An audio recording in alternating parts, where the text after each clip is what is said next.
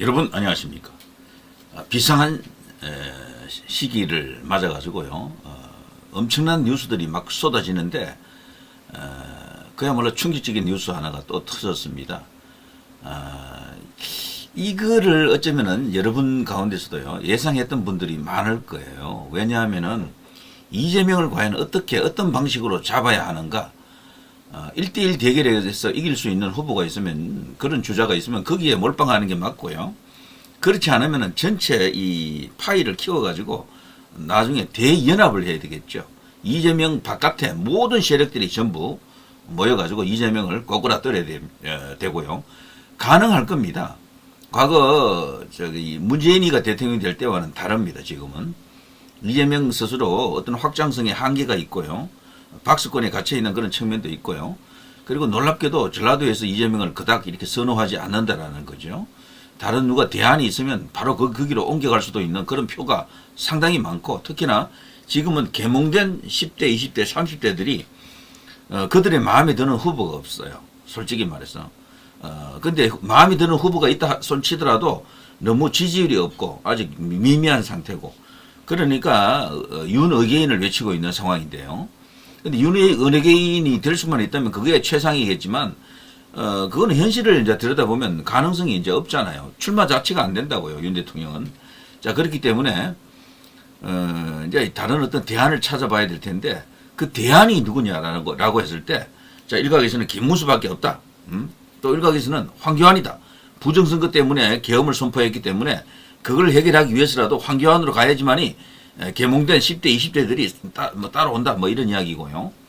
또 뭐 어떤 경우에는 아직 모른다. 윤 대통령이 나중에 누군가에게 이제 뜻을 전할 것이다. 아니다. 끝까지 윤 대통령은 자신의 의중을 밝히지 않고 지켜볼 것이다. 뭐 여러 가지 어떤 분석이 있습니다.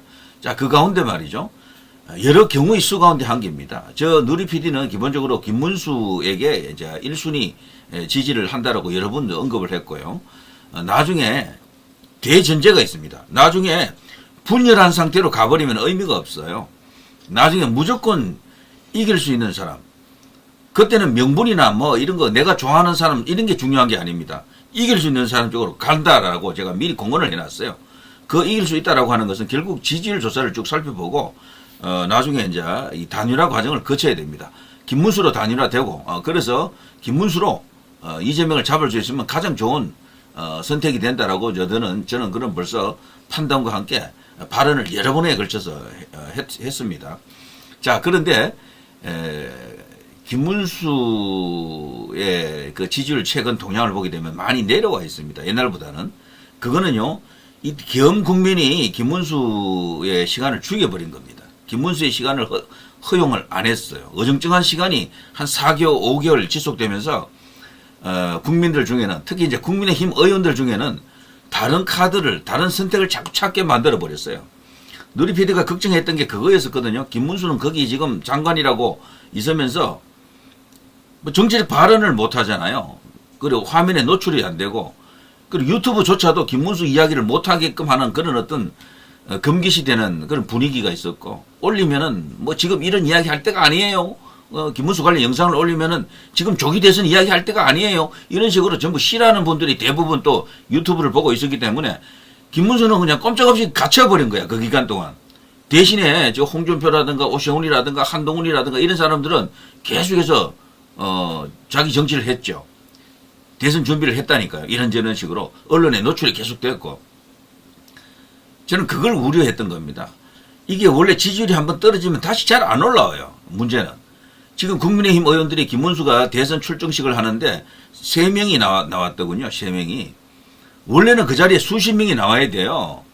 압도적 보수 1위이기 때문에 1위가 될 가능성이 가장 크잖아요. 이거는 왜 그런가 하면 얼마 전에 말이죠. 약 두 달 전에 김문수가 저 국회에서 정책 그 토론회 하나를 가졌잖아요. 뭐 고용노동부 장관 신분으로서 그때 이제 국회에서 청년 뭐 고용이라든가 등등 이런 이슈를 갖고 뭐 토론회 형식을 빌린 뭐 김문수의 정치적 행위였다고 볼 수 있겠죠.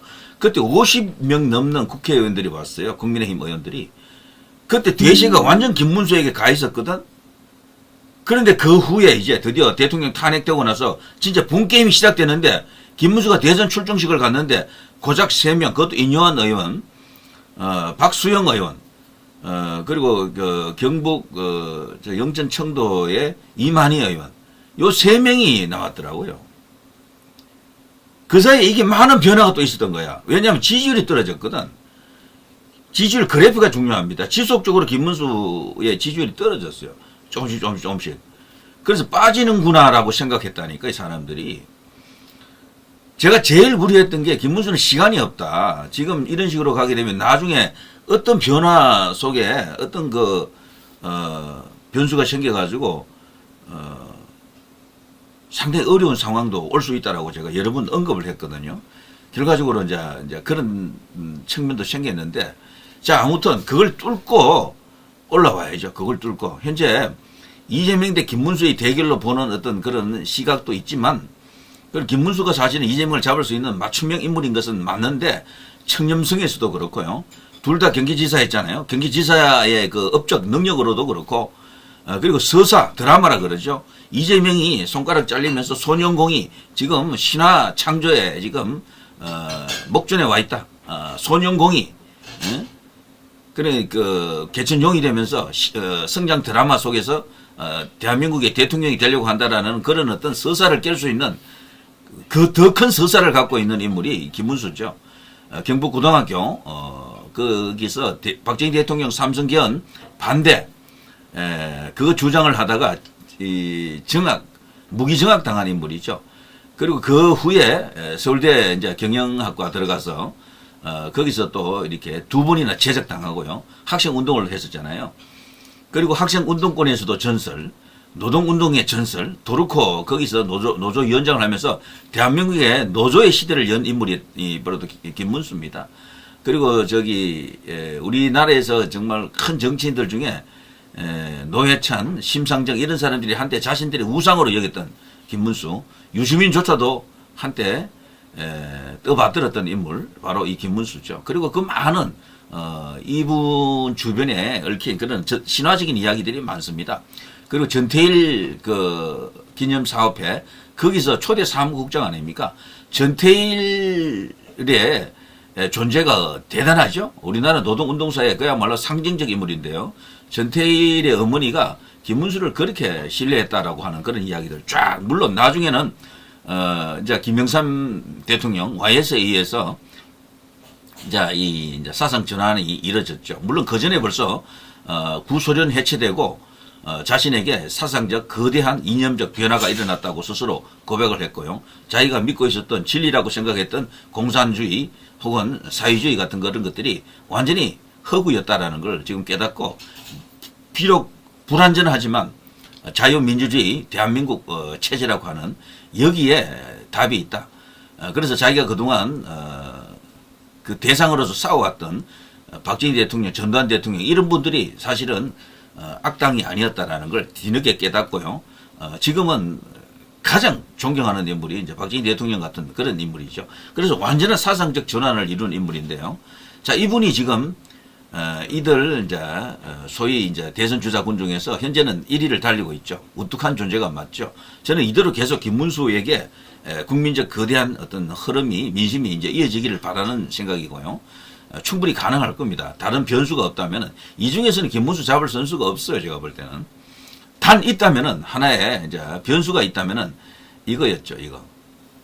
한덕수였죠. 한덕수.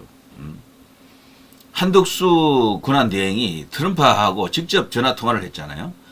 그런데 이분은 통역이 필요 없는 영어입니다. 이 트럼프 대통령이 한덕수의 영어를 격찬했다 그러죠. 근데 놀라운 것은요, 여기서 진짜 현직 대통령처럼 대해줬다 그러네요. 현직 대통령처럼. 진짜 현직 대통령이죠. 왜냐하면은 지금 대통령이 없어요. 대한민국에는. 직무정지된 대통령이 없는 거야. 탄핵이 완성이 됐기 때문에 윤석열 대통령은 이제 대통령으로서 아무런 그 조건을 갖고 있지 못해요. 지금은 대통령이 없는 거야. 그냥 직무정지된 게 아니고. 그러니까 한덕수 대행이 진짜 대통령이나 마찬가지입니다. 그래서 만역 임명하면서 2명의 헌법재판관을 임명한 것도 당연히 할 수 있는 것이고, 그리고 그동안 미뤘던 대법관 1명도 임명했잖아요.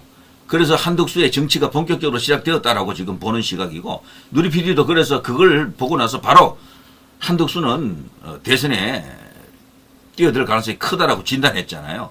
본인은 아니다라고 했지만 저는 아니다. 이거는 뭔가 이렇게 권력 의지가 없는 사람이 할 수 있는 일이 절대 아니다라고 봤거든.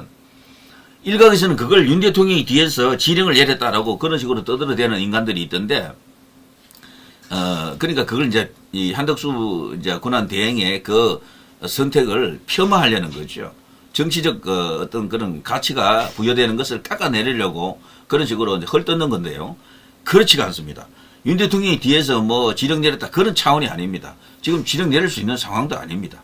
그리고 그것은 전적으로 한덕수라고 하는 개인이 어떤 역사적 선택을 했던 것이다라고 보는 거죠.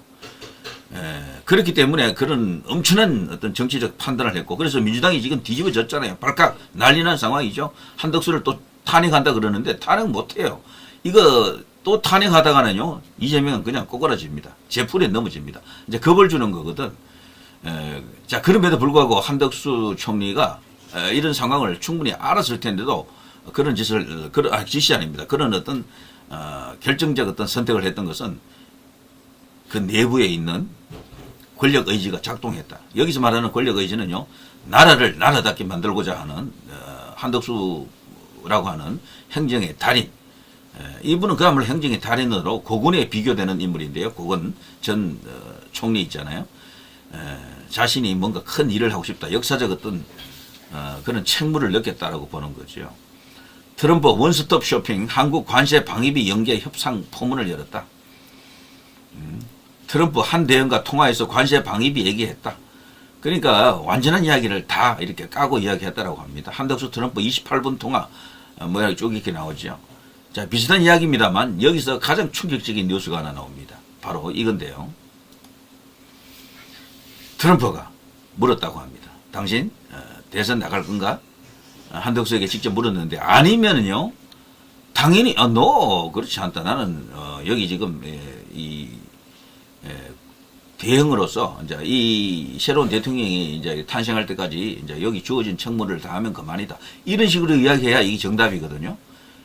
그런데 한덕수는 적답을 피하고요. 놀랍게도 고민 중입니다.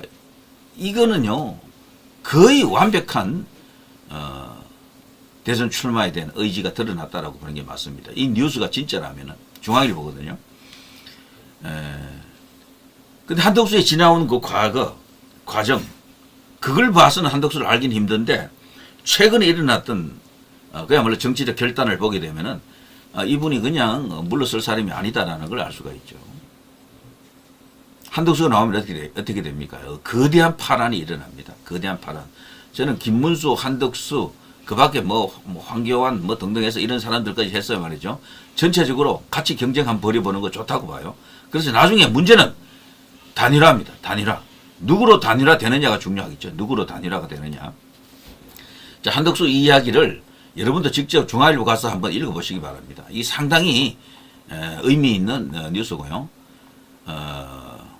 저는 개인적으로 대한민국에서 친미 정치인들, 친미 이제 고위 관료들 중에 이 넘버원, 더 퍼스트 원이 한덕수라고 봅니다. 이분은 뭐 예전부터 알아주는 친미 인사로 그냥 처손 꼽힙니다. 이것 때문에 노무현 대통령도 한덕수라는 인물을 경제통이잖아요, 원래. 그 경제통이지만 통상, 무역, 경제, 그리고 미국 이런 이슈에 있어서는 이분이 더 퍼스트 원, 최고다라고 하는 그런 인식이 있었죠.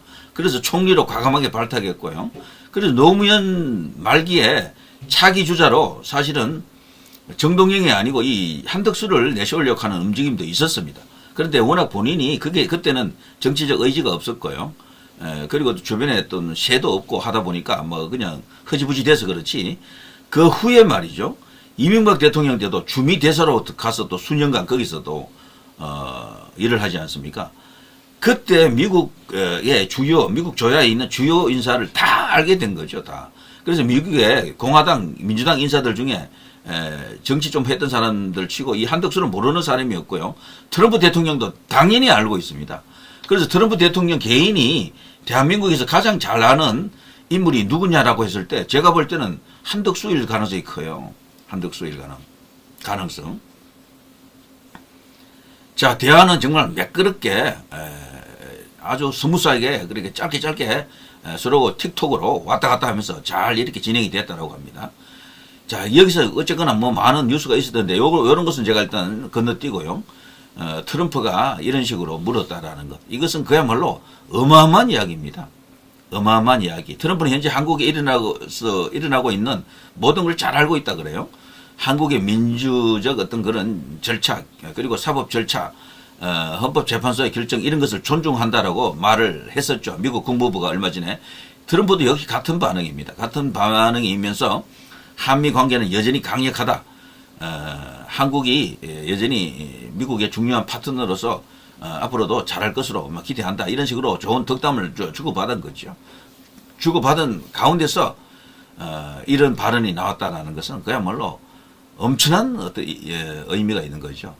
혹시 미국이 이재명이 아닌 다른 그 누구도 아닌 한덕수를 염두에 두고 있는 것인가라는 그것을 지금 말하는 것이기 때문에 중앙일보가 이런 어떤 헤드라인을 달고 이런 썸네일을 달고 지금 보도를 하고 있습니다. 자, 이걸 놓고요. 나중에 또 말이 많을 겁니다. 트럼프가 진짜로 저렇게 물었을까라고 뭐 이렇게 분석하는 그런 사람들도 있을 거고요. 어쨌거나 한덕수의 입장이 비단 이런 어떤 언급이 없다 하더라도요. 최근에 일어난 일련의 결정을 보게 되면 이분은 권력 의지가 없는 사람이면 관리형 그 군한 대행이면 할 수 없는 일을 벌써 다 해버렸어요. 만약 임명하면서 2명을 임명하고 대법관 1명을 또 임명하고 이거는 보통 일이 아닙니다. 적극적인 권한 행사거든. 물론 법무부 장관 그 대행이 법무부 장관이 나와서 지금은 구리시기 때문에 직무정지 대통령이 아니고 대통령이 아예 없기 때문에 권한 대행이 할 수 있다라고 뭐 말을 했습니다만 아무튼 정말 엄청난 일이 지금 벌어지고 있습니다. 저는 이걸 좋게 봅니다. 김문수 한 명으로 이길 수 있으면 그걸로 가면 좋은데 김문수와 그 밖에 다른 어떤 주요한 경쟁자가 나타나야 됩니다. 그래서 서로 간에 시너지 효과를 내면서 이 바운더리를 키워나가야 되죠. 몸집을 불려나가야 됩니다. 그래서 이재명을 이길 수 있는 전체적인 조건 조합을 만들어야 되는 거죠. 반 이재명, 비 이재명 전체가 하나로 연대할 수 있는 그런 것을 지금 우리가 기대했는데 한덕수가 출마하게 되면 그런 조건이 100% 완성이 될 것 같습니다. 자, 누리 PD 김준희였습니다.